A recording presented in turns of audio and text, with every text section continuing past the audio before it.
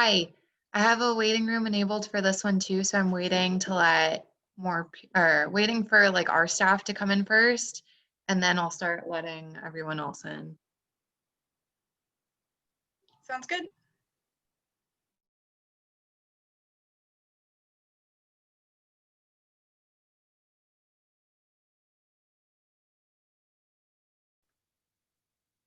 Edward, is that you or is that Alex?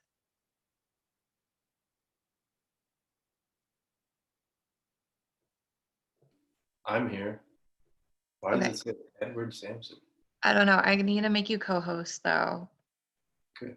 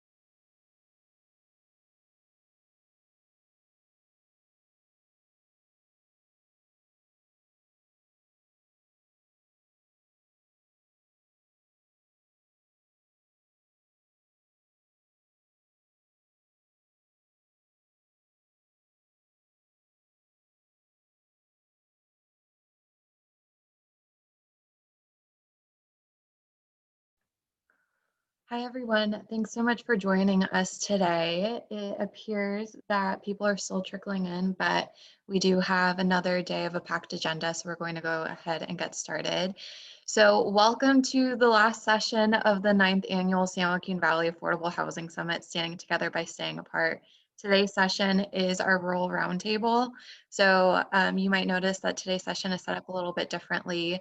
We are not necessarily doing a webinar, we're doing more of a Zoom meeting because we want this to be an open discussion. We want there to be dialogue. So if at any point of today's session you have a question about anything or you have a comment, please feel free to share that.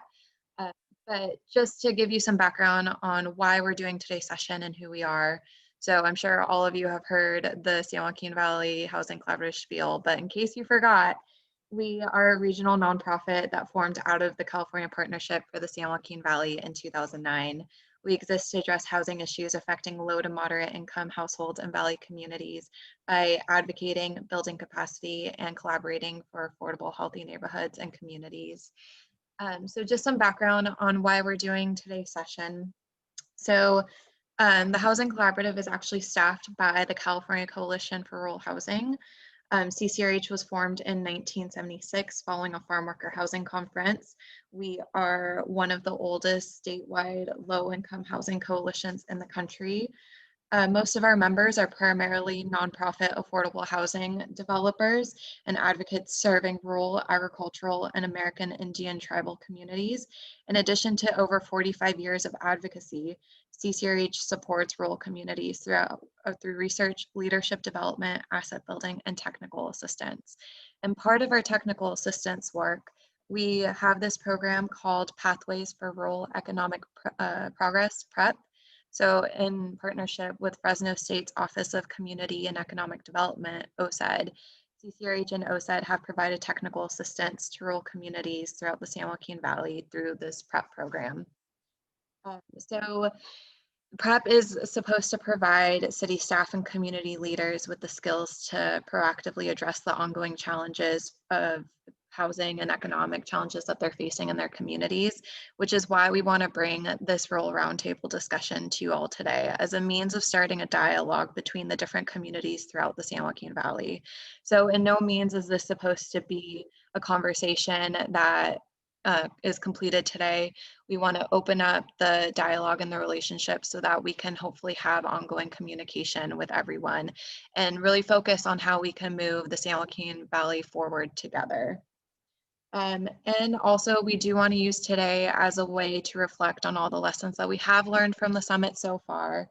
But again, today, the most important thing is establishing that open dialogue. So again, if you have any questions for today, there's no Q&A feature, there is a chat feature, but you are all able to unmute yourselves and ask a question at any point. So today's session, we will begin with a small panel, and then we will go ahead and go into some breakout discussions. So without further ado, I want to go ahead and invite our first panelist to speak. We have Giovanna Morales Tilgren from Leadership Council for Justice and Accountability to discuss community-based organization and resident perspectives. So I will go ahead and stop sharing my screen and hand it over. Hi, thank you. And thank you for inviting me. It's really nice to meet all of you. I'm going to go ahead and share my screen. Wait a second.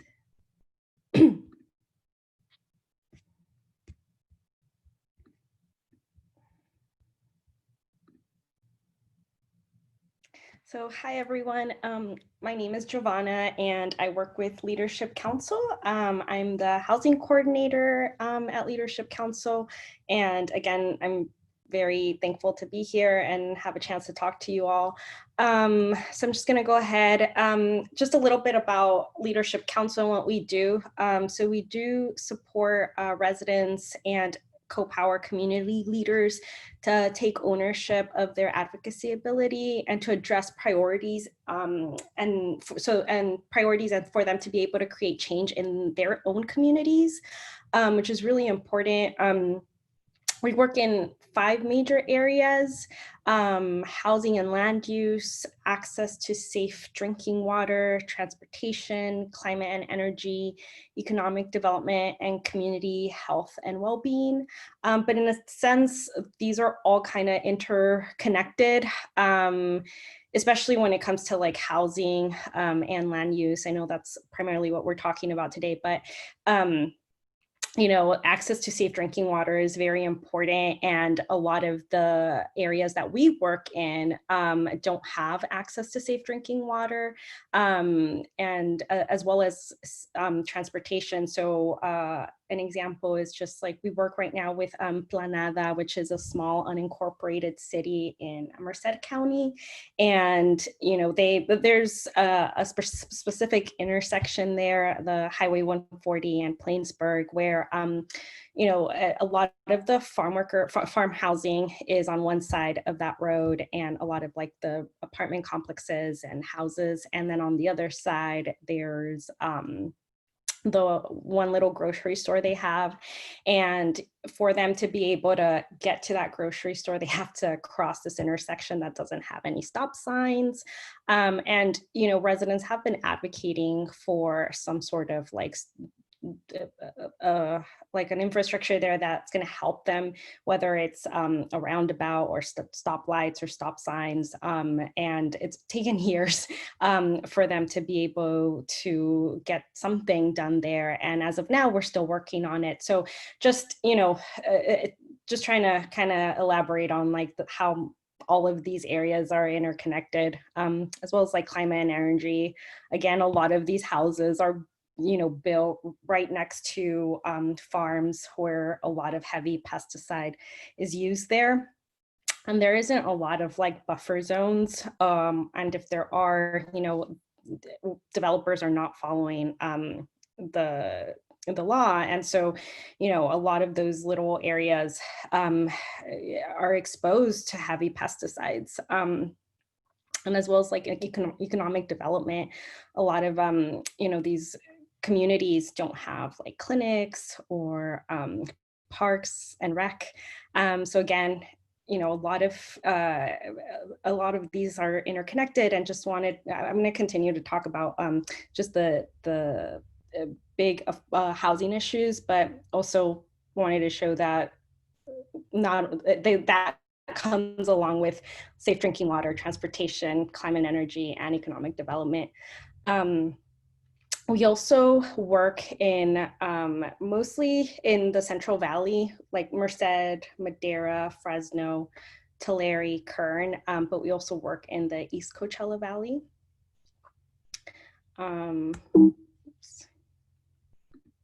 So I just wanted to talk a little bit about like the challenges and opportunities in the Central Valley, particularly with housing. I think we all work in the Central Valley, and I think we've all seen the lack of affordable housing, they're not developing fast enough, and especially with the population growing in the Central Valley. And that's like one of the biggest issues that we hear from residents. And because there is no affordable housing, this leads to a lot of folks needing to live in unpermitted parks that sometimes have more deteriorated living conditions. So a lot of them live in mobile home parks, because there is no infrastructure. And when they live in these areas, a lot of them don't have connection to centralized water districts, which then leads to them depending on unsafe groundwater. Right now, we're seeing this a lot in the Central Valley, but also in ECV. We're currently working with residents that live in Oasis mobile home, and they've had arsenic in their water for months now, and the county hasn't really done anything about it, neither has the state. And residents have been advocating for something to be done, and all they've gotten so far is, for the mobile home park owner to give them water bottles. But even then, that's been like, a really difficult task for them to do. And so, these are some of the things that we see when there is a lack of affordable housing.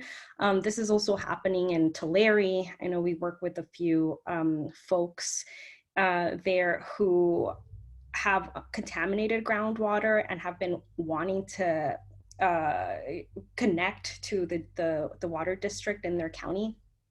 And that's also taken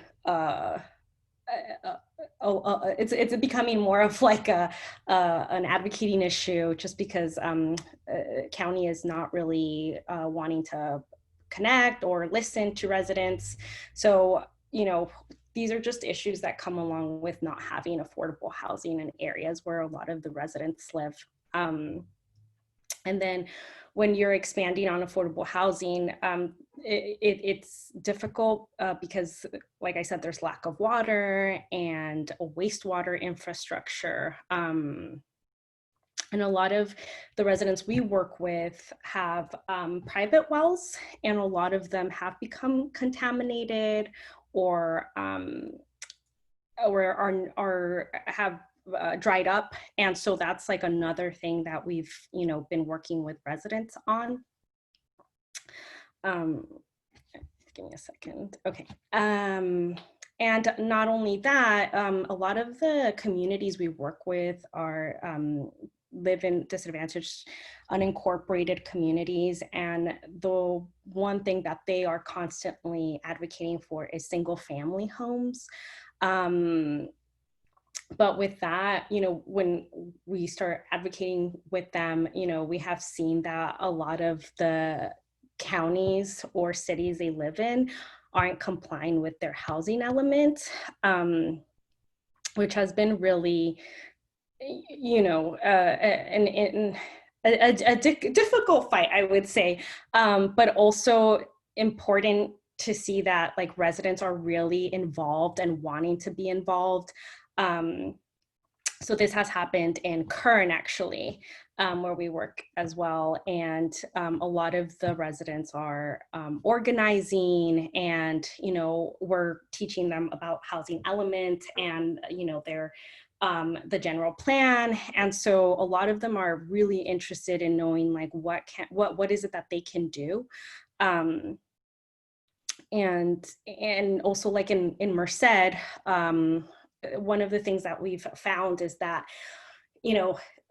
residents are constantly, advocating for affordable housing, but a lot of them are low income or very low income. And one of the things that we found when we were commenting on the county's annual APR was that when they did their housing element and they were doing the RENA, that they saw that there was like 1,085 units that needed to be built for very low to low income folks.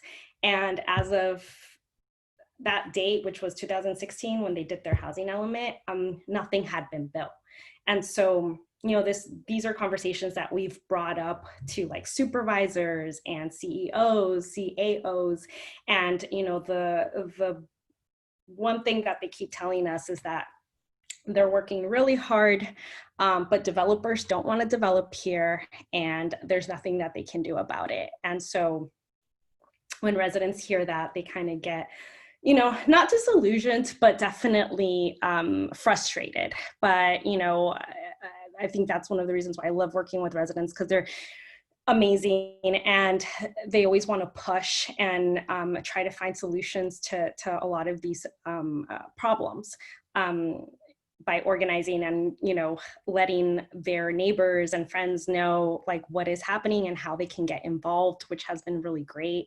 One of the things that we do a lot with them is our community meetings, which we hold once a month, or depending on the issue or how, like if there's something coming up that needs to be touched on really quickly. So it just depends, but this is during our community meetings, this is where residents learn about all of these like housing issues, and they're the ones that are also giving out like solutions and trying to come up with ways of like talking to either supervisors or even senators or assembly members.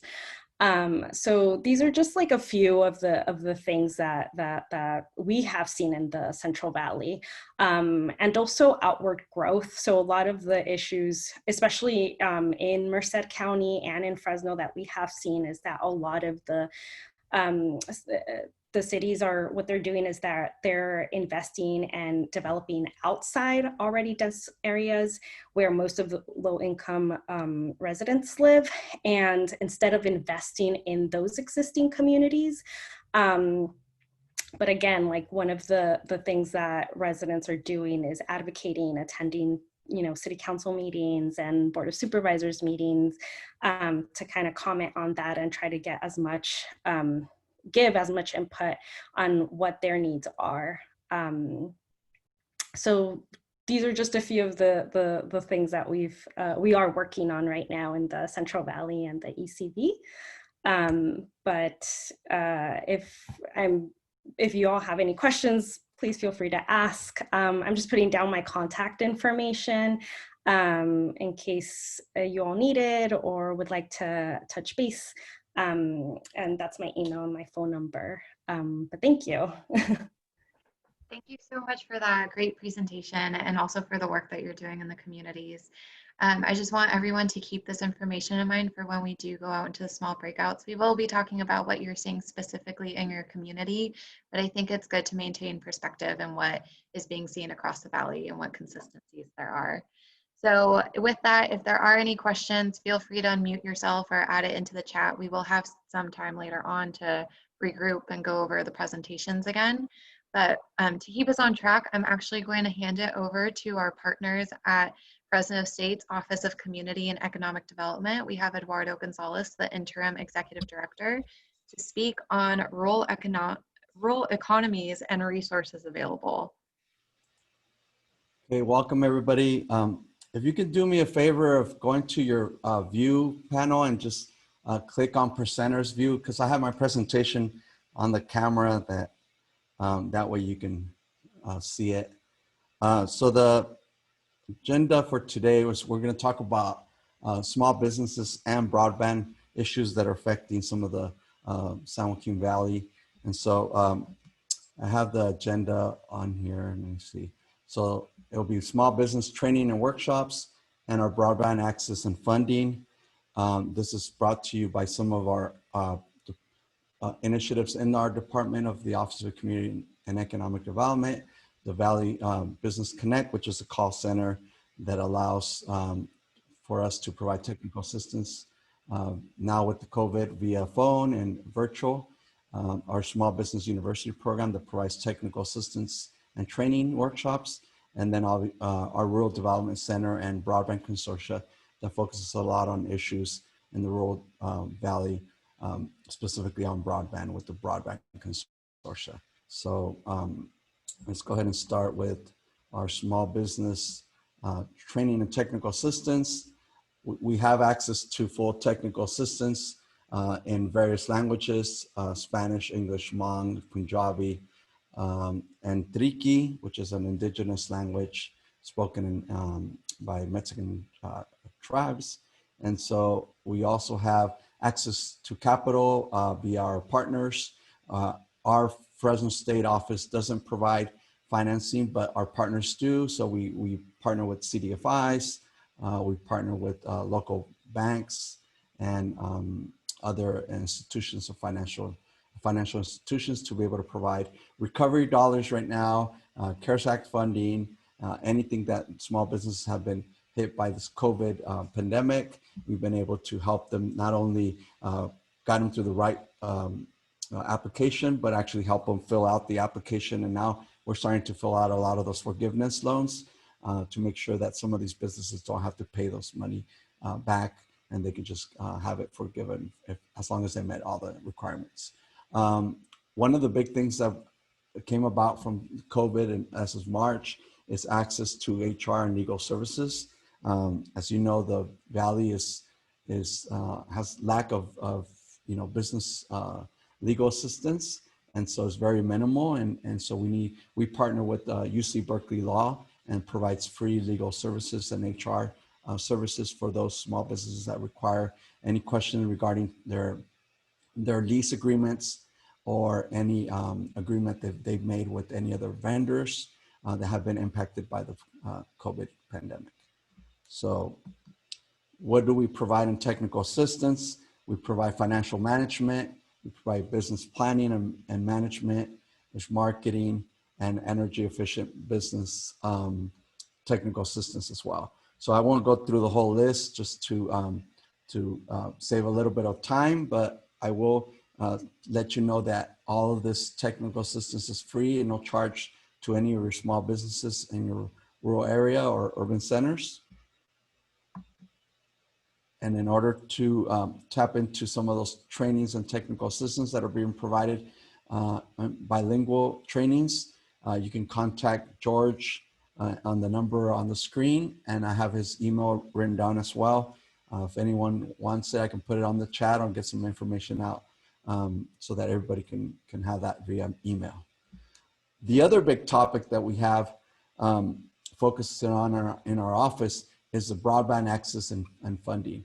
So as of today, we have about 70,000 families with school-age children not online. So what does that mean is that when they started in August with distance learning, about 70,000 families were not connected. So it is an equity thing.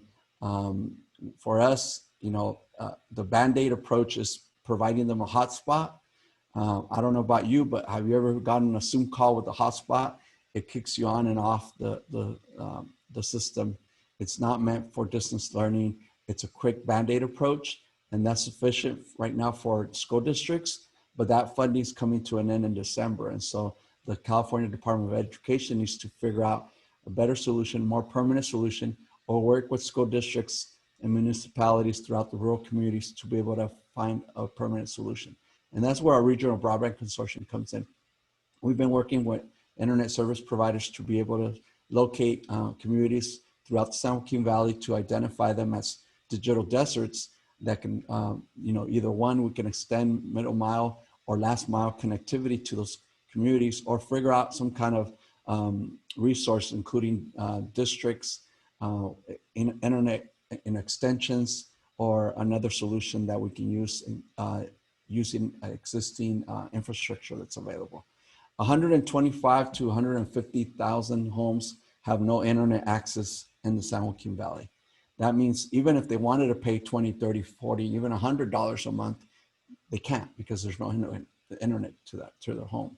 So one of the big things we're working with municipalities, with government agencies, to try to come up with strategies to be able to make policies to be able to bring in that infrastructure as quick as possible.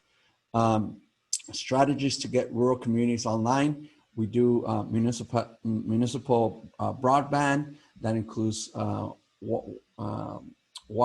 managed wired and wireless signals, mesh signals that can be, say, a small community like, Huron with 6,000 population. They can probably do a mesh broadband so that they can serve the whole entire population with point-to-point radios. We've been working with school districts to be able to extend their EBS connectivity. That's internet spectrum that is not being used, that could be extended over some towers. And so there's possibilities to be able to do that as a quick and permanent solution. Some of the funding opportunities for broadband in rural communities include the California Public Utilities Commission, the CASF funding, which is a California Advanced Services Fund, that allows for infrastructure money to be provided to internet service providers to be able to deploy broadband. It also allows for housing, affordable housing units to be able to get broadband access in their units. Also allows for a line extension program. So if a lot of if one home has internet across the street and there's a cluster of 20 homes that do not have it across, just across the street from the one that does, the line extension program reimburses all the households that apply for the program to be able to get that infrastructure into their homes. So those are possibilities. There is EDA and USDA funding for broadband projects, specifically USDA. They just came out with millions of dollars for broadband. We need to just have collaboratives, so co-ops get together and apply for this funding. So there's also, we've seen a lot of public-private partnerships in forms of getting big companies like the Wonderful Company is working out in Lost Hills, Early Mart, Wasco, trying to connect the community via their connectivity to the private company. And so we're starting to see a lot of that, also doing a mesh approach where it's covering the entire community. So those are the issues and some of the solutions that we have. We will be here for added questions.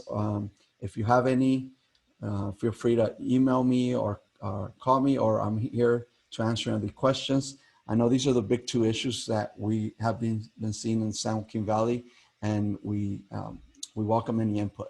Thank you. Thank you so much, Eduardo. And also, might I say, what a fancy little screen you have there. That's pretty cool and pretty nifty. So if anyone has any questions or comments, again, feel free to add them into the chat box or unmute yourself. We will have some time in about 20 minutes to go through them, but to keep us on track, I'm going to go ahead and invite our next panelist to speak. We have Self-Help Enterprises CEO Tom Collishaw to talk about what local communities can do to promote affordable housing development. Good afternoon. Yeah, since Eduardo had to shame me into providing some slides, I hope you can see. I just have a few brief slides. My job today is to talk a little bit about what communities could do in the San Joaquin Valley to encourage us to do affordable housing successfully.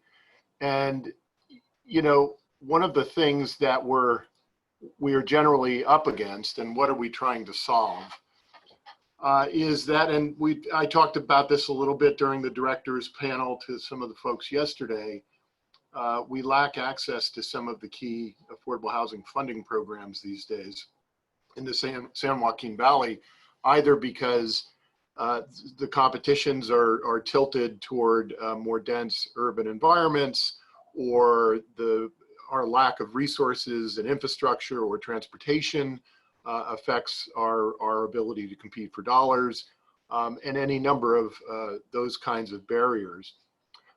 There's also, let's face it, we live in a pretty conservative area in the San Joaquin Valley politically. There's a general mistrust or distrust of Sacramento unfunded mandates. We hear it from a lot of our elected officials that they perceive things that come down from Sacramento as being not responsive necessarily to local needs, and just creating more burdens for them. We also clearly have cultural biases in the Valley. While there's been inroads and we have more people of color and from disadvantaged communities in leadership roles than we did, say, 20 or 30 years ago, there are still some significant cultural biases that exist. And we clearly lack, from a public standpoint, an ownership of the housing crisis. We're seeing many of our urbanized or coastal neighbors passing local trust funds, passing new laws that require affordable housing development in their jurisdictions, and we're just not very far along that trajectory. And lastly, we do lack local resources for affordable housing development, not just access to other resources, but we lack the resources locally. Most of our communities are not getting direct funding from sizable programs from the federal government or the state government, and that's a problem. So in this whole context, how can local jurisdictions, help try to solve some of their own affordable housing needs and problems. So the first one is you can pursue a consensus on the problem and own it. We see these discussions happen all the time when we're proposing affordable housing developments, that we're starting from a place where there's not even an assumption on the basic facts in terms of what's needed and what kind of need exists in the community. So you can use the point in time counts that are done annually for homelessness. CHP, California Housing Partnership, has a great dashboard now that does a snapshot of county by county, at least, of the needs. And CCRH themselves have some great maps that I know Veronica is going to talk about next. So use those resources. It would be helpful if a city council or a board of supervisors could be educated by staff about these kinds of needs before the affordable housing development proposal gets to them. So at least you could start from a place of at least a shared understanding of the need. The second thing is making the housing element progress report sort of an annual event. I mean, it ought to be a report card that each city and each county in the Valley are grading themselves on annually. They have to report to the state, so they're putting together the numbers. But that ought to be on public meetings, because then again, you have something to go back to say, we said we had a need of 1,200 units. We only did 30 last year. So that way, again, when affordable housing development is proposed, you've got a baseline of understanding. The third one is educating decision makers and the population on what by right development is. And for those of you who are unfamiliar with that term, that basically means that if there is zoning, if a proposal meets all of the general requirements for development on that piece of land, that there really is no discretion in terms of approval on the part of a local jurisdiction, regardless of who shows up and says crazy things about who's going to live next door to them if they approve a development. So that by right notion, I think, would be helpful to educate decision makers on, and to the degree possible, the broader population. Use the tools that are available as a local, city, and county. The density bonus is a great tool to develop affordable housing. It not only requires that if units are set aside, or a modicum of units are set aside for affordable housing, that there be an increase in density allowed, but it also allows for other concessions to make sure that other kinds of local requirements don't get in the way of producing that housing. There's also some other tools these days. The Senate Bill 2 monies, that's sometimes called the permanent source, is throwing off money for cities to use to plan for and actually start to deliver affordable housing projects. The new permanent local housing allocation funds, we're working with about 8 communities right now to utilize the funds that are allocated to them that will help jumpstart affordable housing projects. So use the tools that are available. I would say also use the other resources that are available in the form of consultants, affordable housing developers. Self-help enterprises is just one of those. There are others out there. We think we're pretty good at it. We think we ought to be your first phone call, but there's certainly others that can do this stuff successfully. And use advocates like Leadership Council, like folks like Giovanna and legal services and those kinds of folks. And then I'd say lastly, all affordable housing projects come down to sites. They all have to be sited somewhere. And you know, the housing element requires that you inventory an adequate number of sites for higher density housing that could conceivably be affordable housing developments. And I would say those should be not just a planning exercise, but they should be an exercise of saying, we are looking at these sites and these are the ones we want to talk to affordable housing developers about.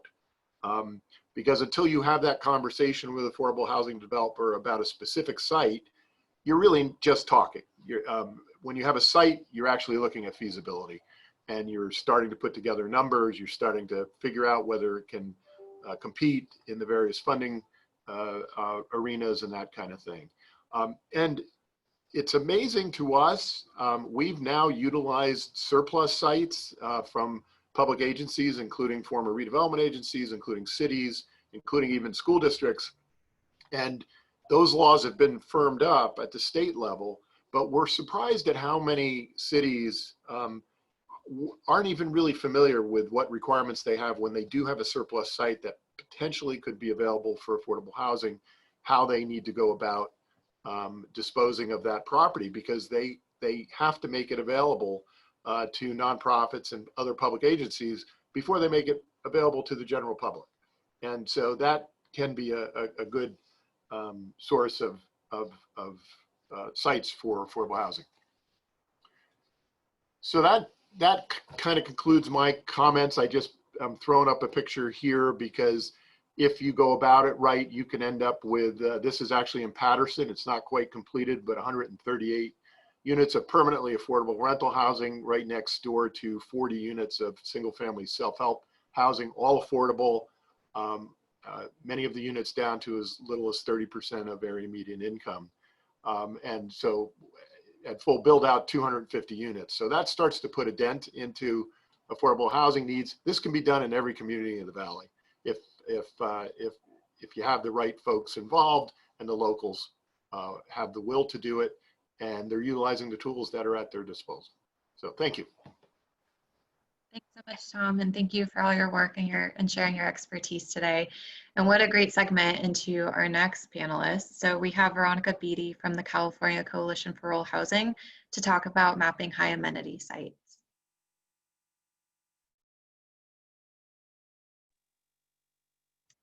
Thanks, Al. So as Andrea mentioned, I'm Veronica Beatty. I'm with the California Coalition for Rural Housing, and I am our research director. I'm going to be talking about high amenity sites and also some of the changes to housing element law and how we can kind of move from those planning exercise type conversations to some concrete discussion of where we might want to see affordable homes developed. But first, take a moment to remember back to January 2018. Perfect by Ed Sheeran is at the top of the charts. Sorry to Bother You is showing in movie theaters. And new laws that are part of the 2017 housing package are going into effect. So if you think back to the housing package, you're probably thinking about Prop 1 and SB 2. You're thinking about a $4 billion housing bond passed by voters, a permanent source of affordable housing funding. But there were 13 other bills that were part of that historic package of legislation that tend to get a little bit less airtime. And they were addressing those streamlined approvals, that by right development, preservation, and a big chunk of them were about greater accountability for jurisdictions around their housing goals. So I'm going to talk about some of those less well-remembered changes and how we plan for and report on housing production, and then share some of the mapping CCRH has done in partnership with the UC Davis Center for Regional Change that can help inform our conversations around it. So there were three major categories of accountability and enforcement related bills. As part of the housing element process, right, all cities and counties are required to adequately plan to meet the housing needs of everyone in the community, and that includes anticipating population growth. That's done by creating their housing element as a part of their general plan. One of the key parts of the housing element process is identifying where housing could be built to meet housing need. So the 2017 housing package included several bills to try to strengthen that site selection process and make it so that housing elements always identify enough sites for potential development to meet the goals of housing production across all of the income categories. There was also a change made so that housing elements could only list land as a potential site to accommodate that housing development if it had a realistic capacity for development. That seems obvious, but I can't tell you how many meetings I've sat through where a new housing element in a jurisdiction comes out. Some local business owner realizes the site of their shop has been identified somehow as a place for potential affordable housing development. And all of a sudden they're up in arms. They're worried the city's going to come, bulldoze their livelihood to put in affordable housing. And that's just because some planner was sitting back with some maps and thinking, oh, maybe someday this could be zoned correctly. No relation to what's on the ground. The other piece about housing elements is that they're reviewed by the Department of Housing and Community Development. They're the only general plan element that has to be reviewed by the state. And one of the changes that came into effect in 2018 was that review process got some teeth because HCD could now refer violations of state law related to housing to the Attorney General. And there have been some cases that have moved forward in that way and through the Housing Accountability Act. So we had a Housing Accountability Act in place. It got strengthened to sort of place some limits around the ways that local jurisdictions were rejecting or downzoning proposed housing developments. So like Tom mentioned, those people came into public meetings, they were up in arms. I never want to live next to a renter in my life. It took away a little bit of communities' powers to block that development. And there have been some really interesting cases that have moved forward where community advocates have actually sued on behalf of the development under the Housing Accountability Act. So that's a lot of information I just threw at you. If you're still trying to furiously write it down so that you can make flashcards for later, don't worry, we're gonna have these slides sent out. And what it boils down to is that thanks to that 2017 housing package, we have more funding than ever and more enforcement tools than ever to make sure our cities and counties are creating the affordable homes we need in the Valley. So how do we move from planning exercise to actual conversations with our electeds? How do we figure out where we wanna build some housing, call Tom, see if self-help enterprises can put something down? How do we stay competitive? And how do we make sure, when we see sites being proposed in our housing element, what's the difference between saying, oh, this looks great versus, hey, maybe I should call the Attorney General? For any of those questions, what we want to look at is where amenities and resources are located and how our communities are zoned. So housing that's near amenities is more competitive for federal and state dollars. It improves health outcomes. It ultimately serves residents better and builds a better community at large. And that's why at CCRH, we undertook this project to map amenities across the San Joaquin Valley and really look at where housing was allowed and where the best places would be to develop affordable homes.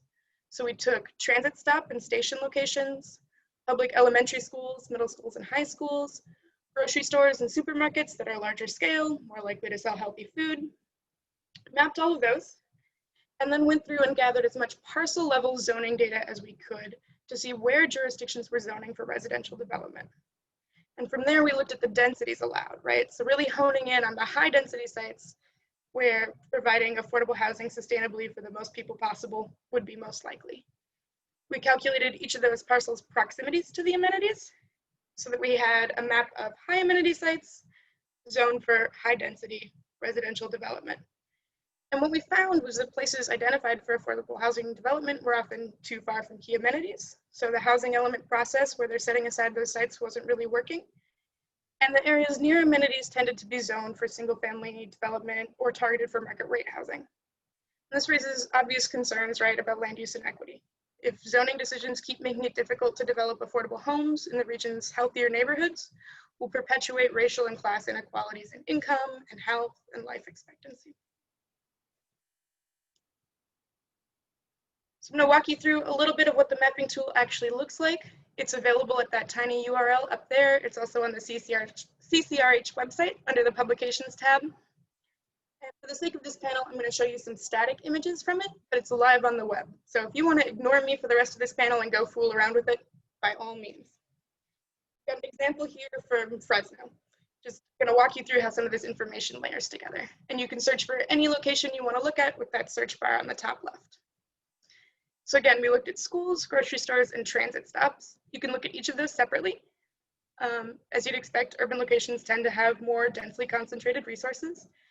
Here, for example, is all of the public schools surrounding Fresno. And here are all the parcels near those public schools. The blue are zoned for residential, and the yellow are zoned for non-residential. And just like the amenity location data, you can look at parcels near a type of amenity separately or see sites that are near all three kinds of amenities. And this example looks pretty good, right? There's lots of places we could build near schools in Fresno. But amenities are only half the picture of where we might want to locate affordable homes, and the other half is that zoning piece. So here's what residential densities allowed near Fresno look like. You've got your orange, lower density, single family homes, your green, medium density, and then those few small blue spots zoned for higher density. Giovanna mentioned one intersection where there was such a concentration of like farm worker housing and apartment buildings, right? It's these zoning patterns that are driving the creation of those intersections.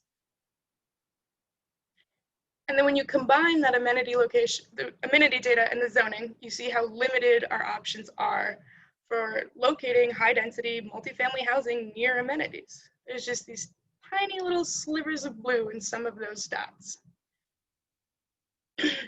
Most of the land near amenities isn't even zoned for housing. It's that yellow stuff again, right? Here's another example. Here's Bakersfield. Looking slightly better, slightly more dark blue. Some good candidates in Bakersfield. But unfortunately, when we look across the entire valley, only 8% of the parcels in the entire region are high amenity, and only 4% of those are zoned for higher housing density. So it's our hope that we can use these maps and the new tools in the housing element process to help shape community change on a jurisdictional level and on a site-by-site basis. By supporting residents, supporting community-based groups, making sure that you guys have the same mapping tools, if not better ones than the staff are looking at, so that we can go talk to our developers about what parcels in our neighborhoods might be competitive for funding, might be a great choice for locating homes. And thanks to the Beefed Up Housing Accountability Act, it's less likely that proposed housing is going to be downzoned or denied. And then we can also help planners and decision makers as they consider changes to the zoning code, right? Can we change some of that green area into blue area? And work with them to help them comply with these new housing element requirements and site identification so that we don't end up in this situation where, you know, you have lofty goals in your housing element, but realistically nothing new has been built. So it's great to be able to pick kind of those individual locations for future homes, but really we need to be thinking systematically about how to update our zoning practices and increasing our housing capacity throughout our communities to meet those targets and ensure everyone in the valley has a safe, stable, and affordable home. That's my quick pitch, and here's my contact information. Please feel free to reach out if you're bringing these to your elected officials. We love hearing stories about how these work in action and how we could improve them for the next round. Thank you, Veronica, and thank you to all the panelists that shared today. What we wanted to provide everyone today were different resources and discussion points for our hot topics discussion later on. So we're hoping that you all can possibly take some of these tips and tools and use them in your day-to-day work, or hopefully apply it to some of the communities that you're seeing. So right now we have scheduled a Q&A session. So if anyone has any questions for any of the panelists about any of the resources or anything that they spoke about today, please feel free to unmute yourself, or if you don't feel comfortable speaking, feel free to type it in the chat and I can read it out loud. And while we're waiting for questions, I do actually have a question for all of the panelists today. So just based off of your experiences and your personal opinion, what do you see as the most pressing issue communities should collaborate on? So today we're talking a lot about collaboration. What do you think is the main thing that they should focus on right now?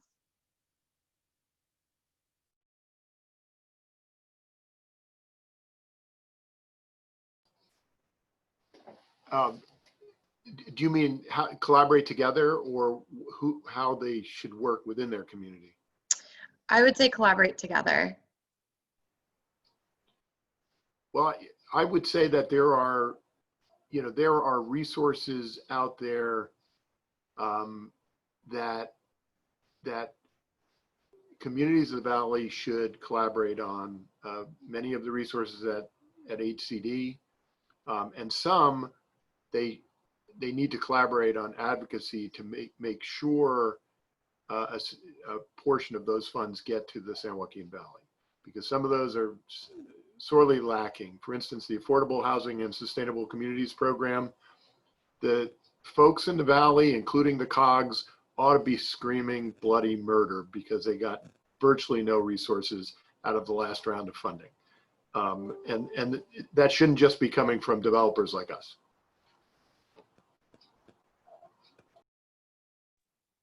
Well, at the risk of sounding a little bit one note, I think the housing element update process, as wonky and boring as it can seem, is a really great catalyst for a lot of conversations once you've got the right folks in place to kind of translate between a big boring plan and really thinking about how we house folks in our community. And I think it raises a lot of natural opportunities to do public engagement and in a way that the jurisdictions will really listen to because they need to.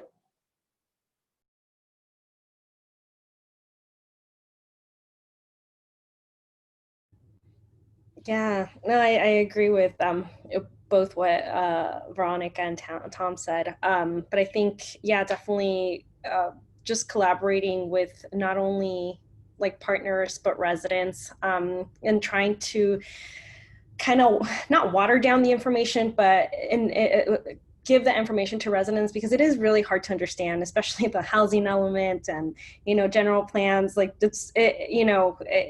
we're trying to understand it, and then trying to have most of these folks, some who might not necessarily read or write, also understand it, can be a bit difficult. And so I think being able to partner with each other to help them be able to advocate for themselves as well.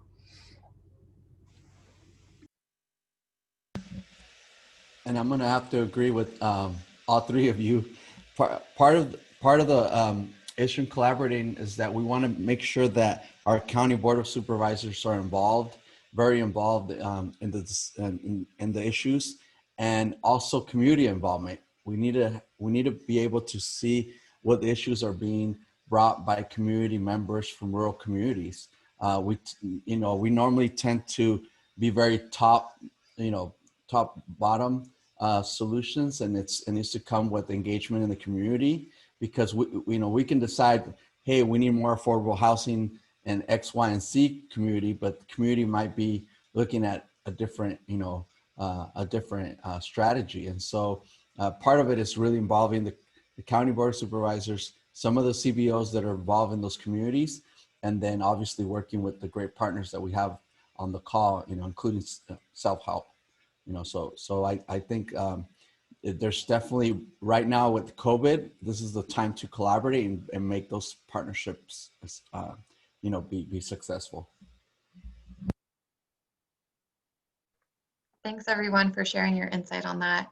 Yeah, I know there's a lot going on in the housing world and everything's constantly changing. So making sure that the information that's being released is understood by all, but also in a digestible way is really important. I don't see any other questions, although there was a comment in the chat about if there's been any tools or resources, especially during COVID, that have helped like people collaborate remotely with other communities or other advocates or developers. If anyone could share anything in the chat, I think as the session goes on today, that'd be really helpful. And if anyone could post the link, that way that we have direct resources and access to it. With that, so we are going to move into the next part of today's session. We are going to take a 4-minute break. So please come back at 1 o'clock. Hopefully this is enough time to head to the bathroom or grab some more coffee or grab a snack or something, and then we will go ahead and move into our small group discussions. But see you all shortly.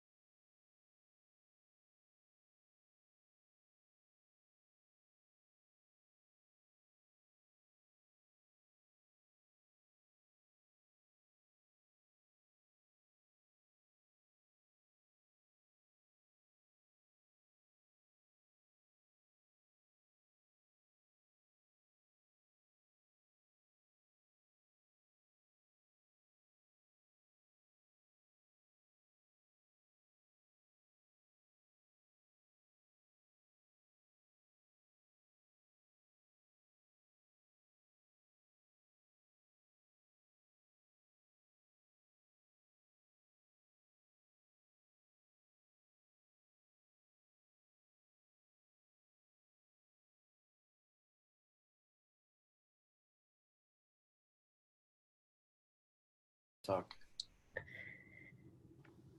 Hey, What's up? so we have more people who should be joining us. Unfortunately, as we took a break, of course, people decided to hop off, which is okay.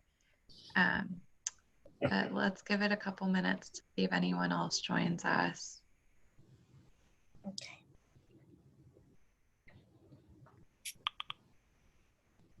If not, I'm sure we can just get into another group. Oops. Yeah, we can definitely do that too. Let's see.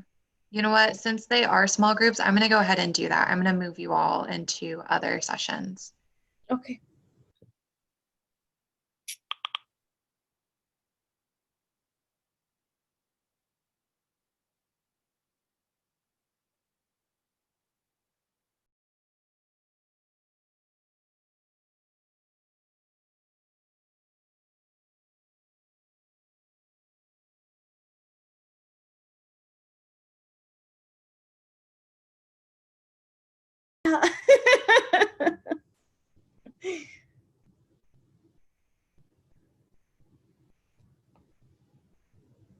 Hello, there should Hi, be more people. Andrea.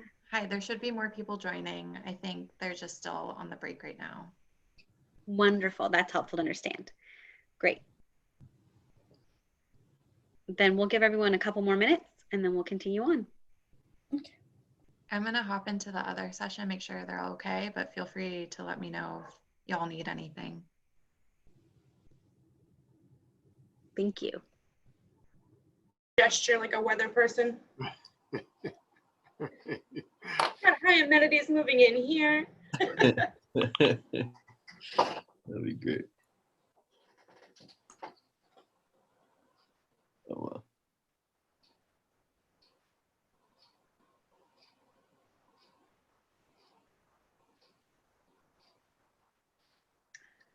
What do you think, Andrea? Are we going to talk as a larger group or should we go ahead here?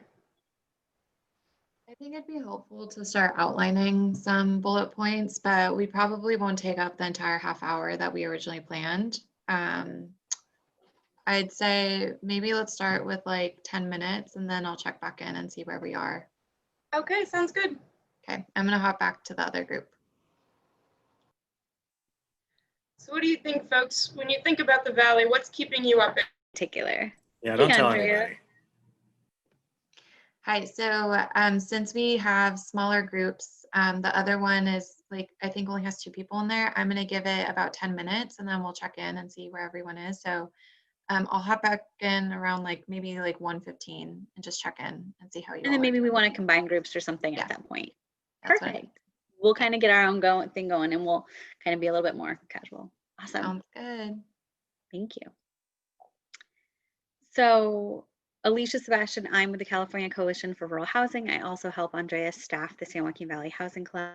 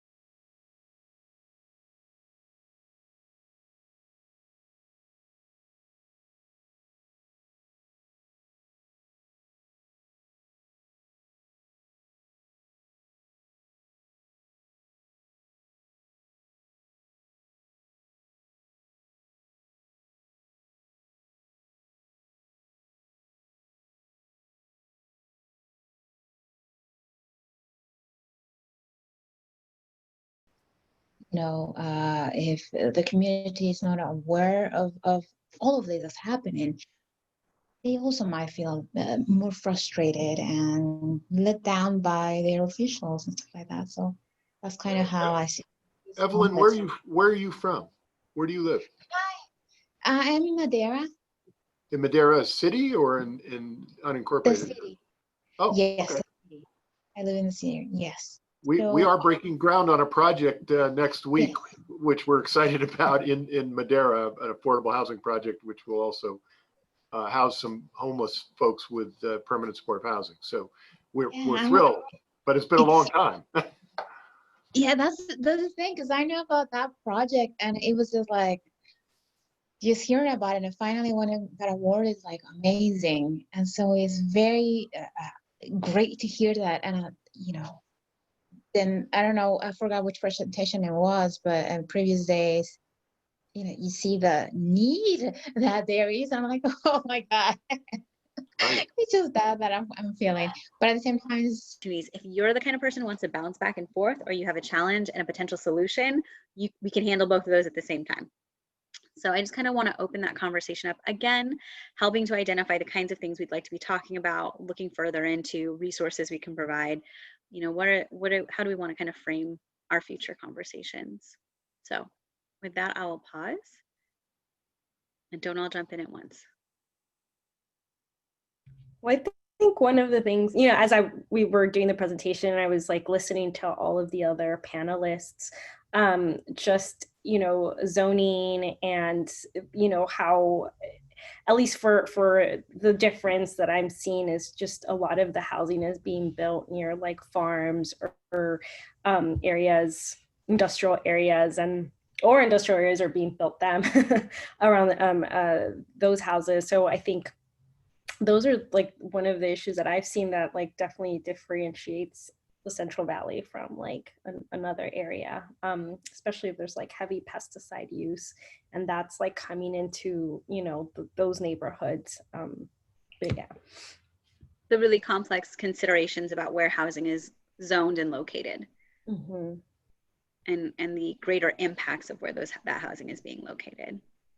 So those complex considerations in the San Joaquin Valley's historic land use kind of development patterns in that piece. Absolutely.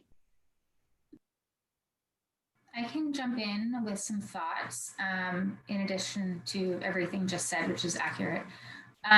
One thing that I notice here is that there's a heavy reliance on mobile home parks to provide affordable housing for residents, both permitted and unpermitted parks.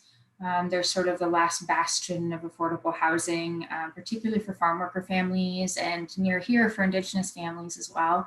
And mobile home parks come with their own special slew of problems and vulnerabilities, ranging everywhere from, on-site well water that may or may not be permitted or contaminated to, we're dealing with an on-site wastewater facility that's awful in one of my clients' homes, and permitting issues that can lead to eviction that is, disastrous for families, even if they've lived there for a long time, abusive landlords that are out of town as part of mobile home empires, things like that are very particular here, I've noticed.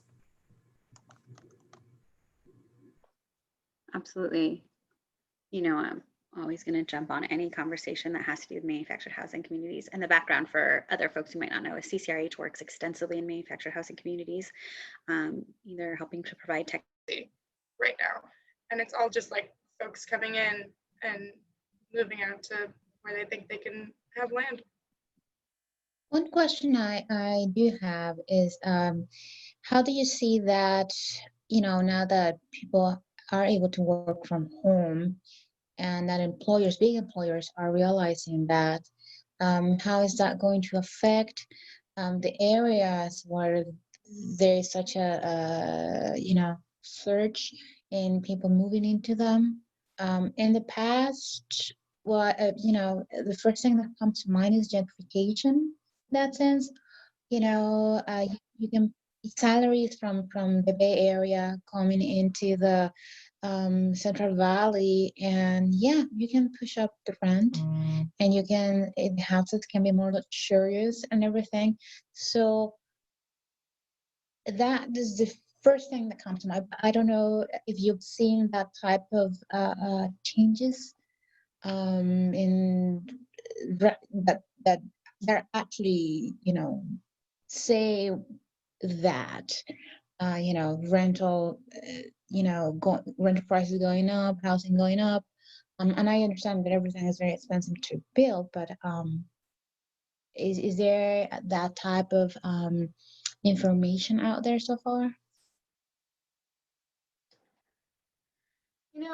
I haven't seen good research on it yet for California, but I mean, I think it's just a matter of time before that's borne out in the data.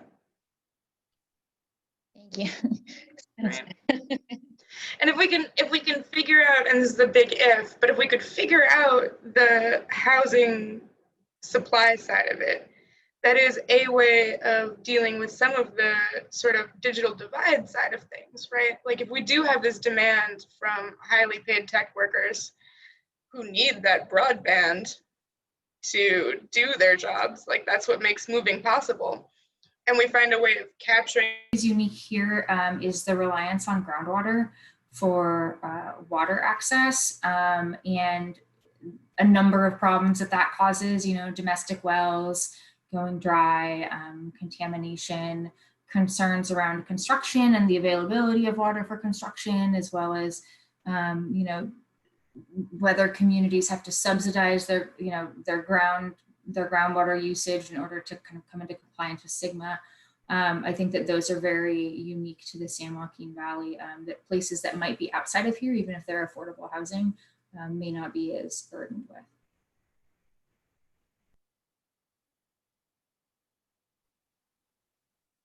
Yeah, absolutely. These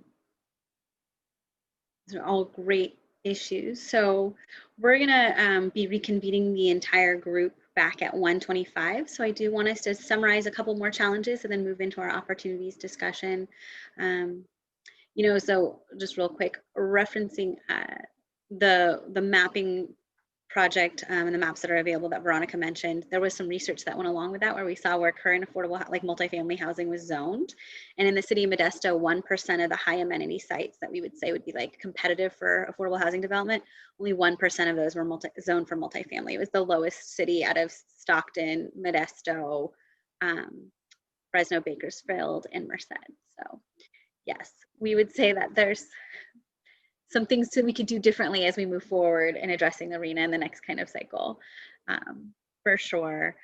A couple things that I would be remiss if I don't mention, in particular, I'm thinking about my partners at CRLA, but things that we're facing in rural communities a lot is infrastructure. We don't have the water, the sewer, the roads. We aren't necessarily putting housing on these perfect little square lots that have everything ready to go. In the Valley, we're much more likely to go build into a green space than we are to kind of bring services into existing communities. And when we get into the quality of housing and the habitability of housing, we get into a lot of reliance on code enforcement without having resources available to folks. And so I can't leave a challenges conversation in rural California without talking about infrastructure and code enforcement. And I think, what everyone had talked about before, which was the San Joaquin Valley rural communities are unique in the fact that we have room and a need for more affordable housing developers to come in. Self-help enterprises and visionary home builders, EAH, those are some of these really high capacity, really highly skilled developers that you were mentioning, Chris, like we just need more.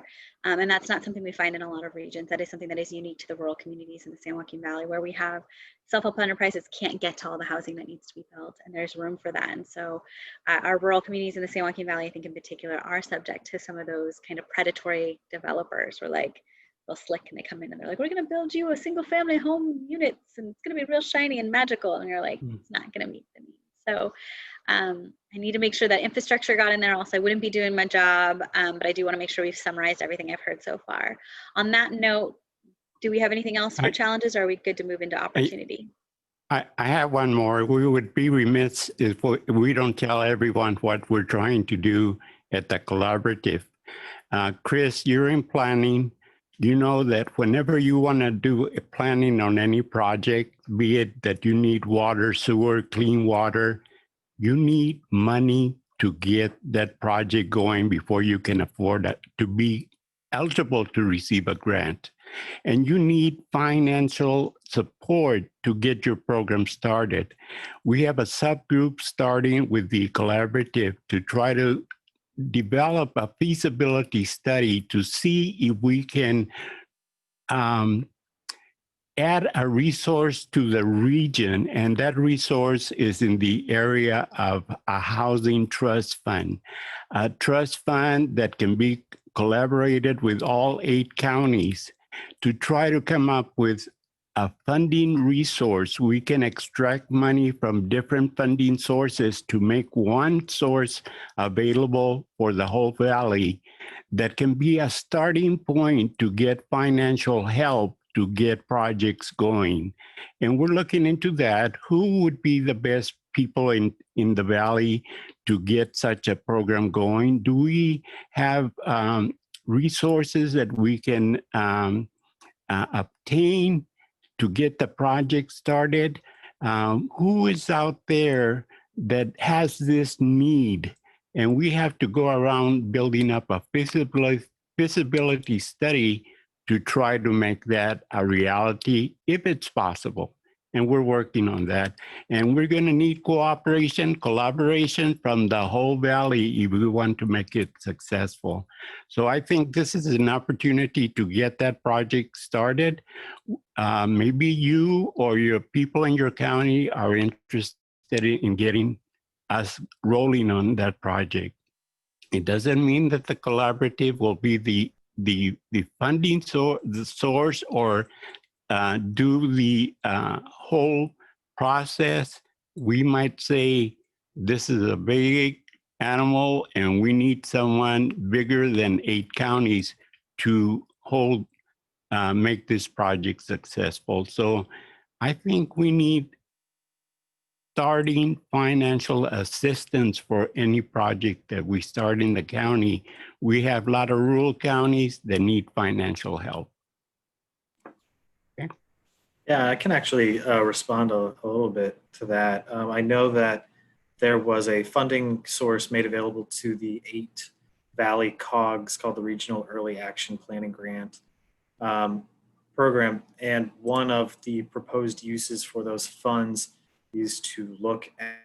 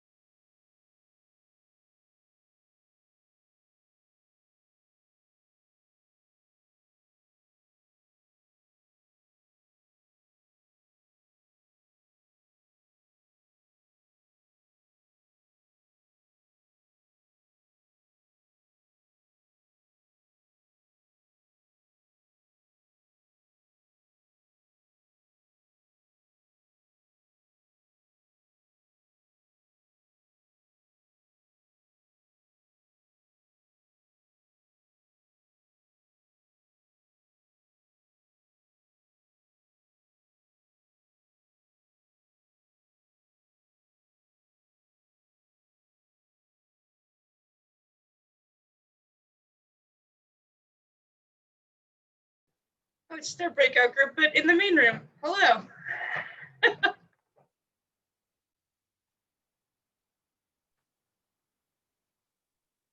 Hi, everyone. Thanks so much for your contribution in the small breakouts. I don't know if it was enough time for everyone, but hopefully you got through both questions. But let's go ahead and start with the challenges in the San Joaquin Valley. So we'll hear from breakout group 1, which was Veronica's group. Did y'all have a nominate a speaker? Geez, no, we didn't. Vanessa, I assume you captured all of our brilliance in our Google Doc. Do you want to run us through? Yeah, so I'm just supposed to read off the, you want me to go by like the section or? So we're just talking about challenges right now. So just briefly summarize what your group discussed. Okay, we talked about how productive conversations aren't really happening and how it's hard to get past like political views. And like the housing crisis is kind of like denied in certain areas too. And like right now families are just trying to get by with like, you know, everything that's going on. Funding's hard to obtain, and there's a lot of areas that have potentials, but developers aren't really willing to touch just because they're not like invested in. And like there are certain areas that people are moving to because of COVID and everything and working from home that are driving up the prices and kind of like making it more expensive for locals to live there. And so that's what I have in my notes. Thanks so much. Does anyone else want to add from that group?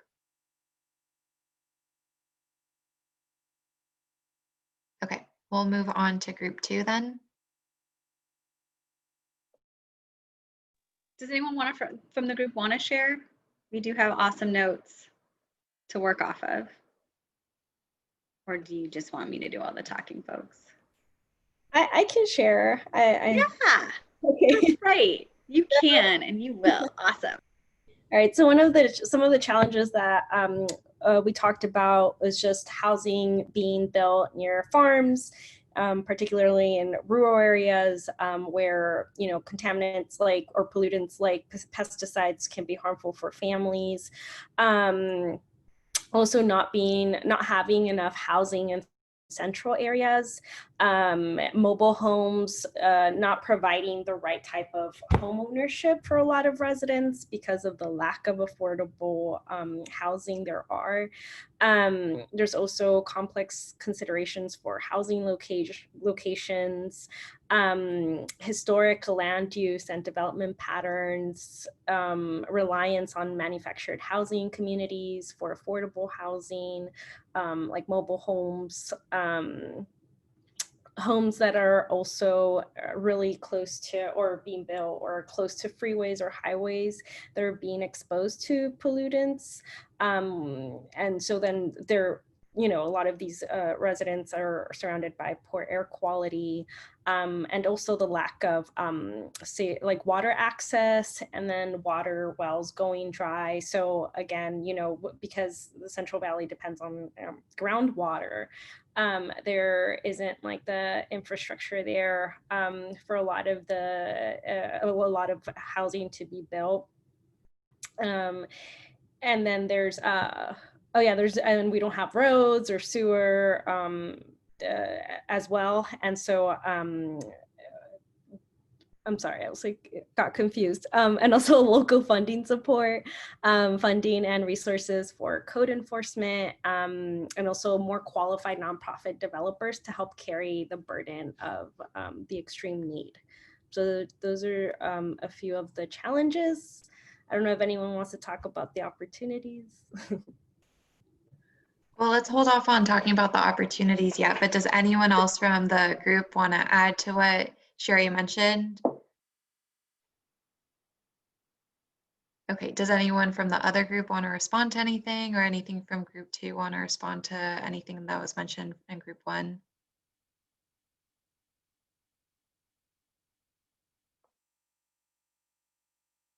Okay, we can go ahead and move forward then to opportunities. So going back to group 1, let's hear about the opportunities you discussed.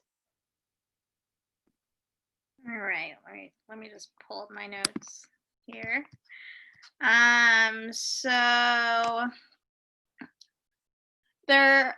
So one of the things that Tom mentioned was that there are funds during COVID. Foundations are taking interest in farm workers during the crisis and bringing real resources that are really helpful. And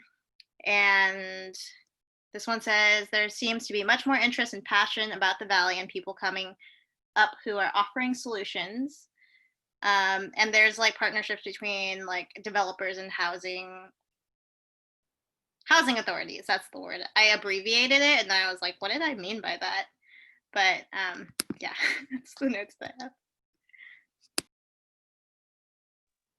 Thanks, Group 1. Does anyone from Group 2 want to respond to that? Okay, let's go into Group 2's opportunities then.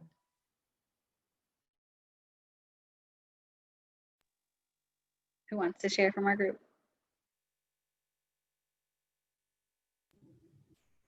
That's right, you do, Joanna. All right, so the opportunities we talked about.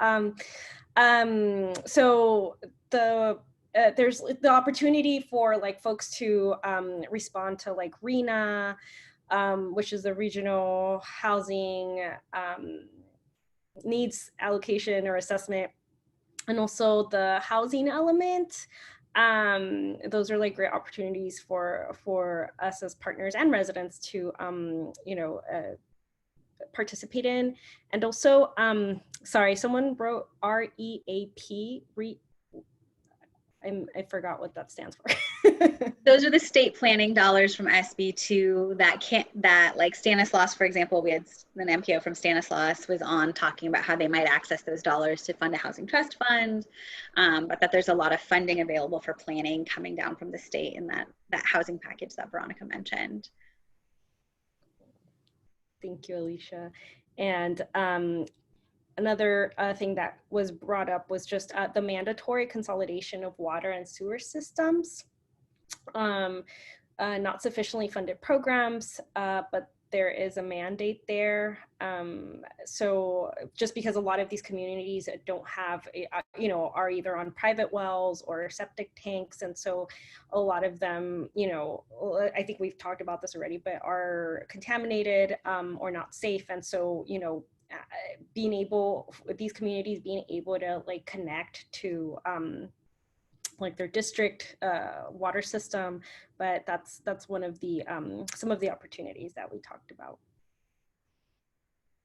And a little bit more on that, I do want to throw it to CRLA, Mariah, if you want to check in on this, but there's a lot of work around. There's existing rural communities that don't have access to water and sewer. And in the San Joaquin Valley, we have so much green space. We're seeing completely new communities spin out before existing rural communities are connected to the existing resources. And so there was a lot of work at the legislative level with a lot of the partners here to make it so it was mandatory, that it was no longer optional for a local jurisdiction to decide whether or not folks had access to the water treatment facilities there. Or not. And so even though there isn't necessarily the funding necessary to help communities access that and do that, that's the next kind of phase of the fight. But there is a mandate now that doesn't allow jurisdictions to opt out of serving their rural communities while building a giant new single family home like gated community right next door. And I can hop in just a little bit more on that. So there actually is funding available. So it's, the state will essentially assist the jurisdictions in funding to connect these low-income communities with failing, for example, septic systems into a functional system as long as it meets qualifying criteria.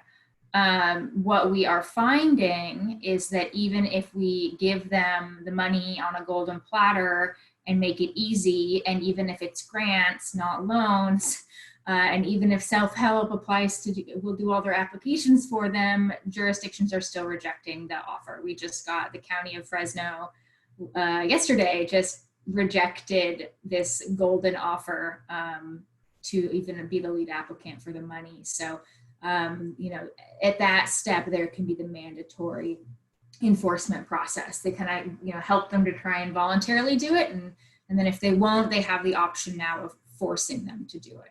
That hasn't really been done yet. It's pretty new. They're still building out some of the programs, but it is something that can happen down the road. I think that's going to be a very important tool for advocates.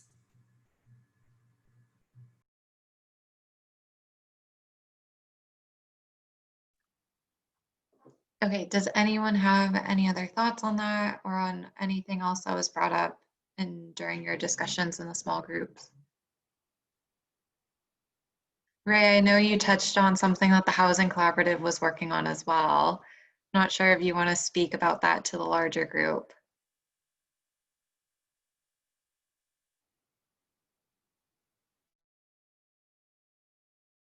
Ray, you're on mute.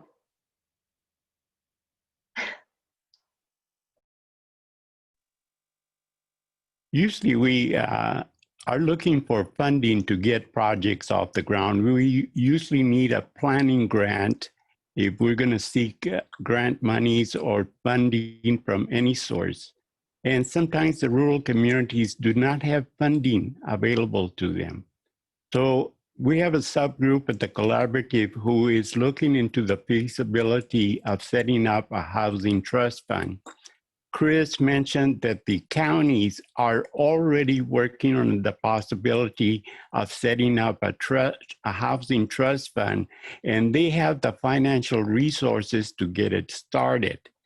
And all I was saying was that we have a subgroup who is looking into feasibility for this housing trust fund, and we would appreciate any input from anyone else. So I'm glad that I touched bases with Chris today. Thank you. Thanks, Ray. Yeah, another thing I want to mention as well is that at the Housing Collaborative, not only are we looking into the feasibility of a housing trust fund for the Valley, but also we're establishing a working group for our advocacy efforts as well. Considering the fact that we're not necessarily always at the table at these important discussions, we want to make sure that we are the regional voice, or we have someone who can be the regional voice at these discussions, especially when money is involved. So if anyone is interested in participating or wants to give any feedback on any of the efforts that we're working on at the Housing Collaborative, we'd love to hear your feedback. Anything else from the discussions? Anyone else wants to add? Veronica, I see you're off mute.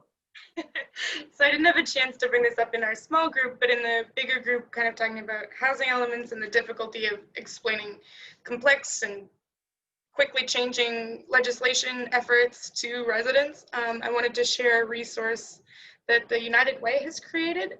So they've got a short code, the 2-on-1 short code that can folks can text, and they've been using it for census outreach and all kinds of things. They've just rolled out a version of it that can help folks with tenants' rights.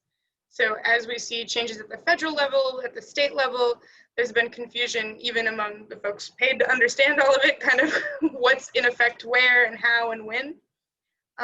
And so folks can now text 211-211 with rent SOS and get information that's up to date.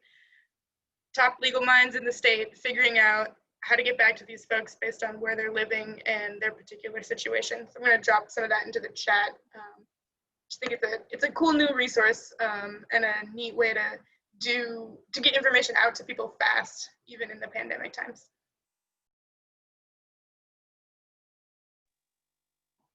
Thanks so much, Veronica. Okay, well, just to wrap things up, because I'm sure you all would appreciate 20 minutes back in your day today, we are going to take the notes from the small group discussions and consolidate them. Again, like I mentioned at the beginning of today's session, we want this to be the beginning of an ongoing dialogue. So the conversation is not finished, but now that we've outlined some of the opportunities and challenges that you all are seeing within your communities and the communities that you work in, we can now focus on our steps moving forward. So we're hoping to convene some more of these rural roundtables, either virtually or even next year if we're able to meet again in person. Hopefully we'll be able to do that. But as of right now, we'll go ahead and we'll reach out with next steps. I want to thank you all so much for your contribution to today's rural roundtable and to the summit overall. It's been really great hearing all your different perspectives and expertise throughout the entire month. I really hope some of these resources were valuable and that you'll be able to take them into your day-to-day work. But with that, I'd like to thank you all and wish you all a great rest of your day. And thank you again for attending the 9th Annual San Joaquin Valley Affordable Housing Summit. Thank you all. Thank you for presentations. Thank you. Thank you for the invitation.